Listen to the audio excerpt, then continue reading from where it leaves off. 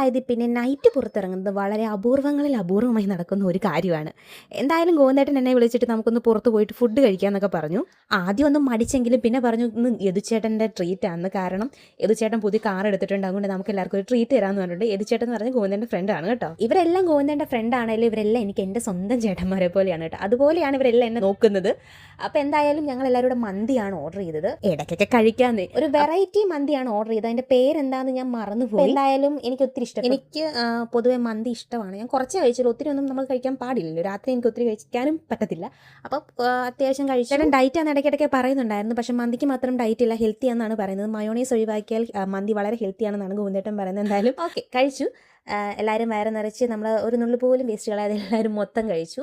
പിന്നെ കൊച്ചു വർത്താനൊക്കെ പറഞ്ഞ് ഞങ്ങൾ കുറച്ച് നേരം അവിടെ ഇരുന്നിട്ട് എല്ലാവർക്കും രാത്രിയായാലും എല്ലാവർക്കും വീട്ടിൽ പോകാം. ലാസ്റ്റ് നമ്മൾ വണ്ടിയെല്ലാം കണ്ട് എല്ലാവരോടും യാത്ര പറഞ്ഞു. നേരെ നമ്മൾ വീട്ടിലോട്ട് പോയി. വീട്ടിൽ ചെന്നപ്പോൾ തന്നെ ആകെ ഫുഡ് കഴിച്ച് കിറങ്ങിയിരിക്കുമായിരുന്നു. അപ്പോൾ എന്തായാലും അടുത്തൊരു വീഡിയോ ആയിട്ട് കാണാം. അതുവരെ ഓക്കെ, ബൈ.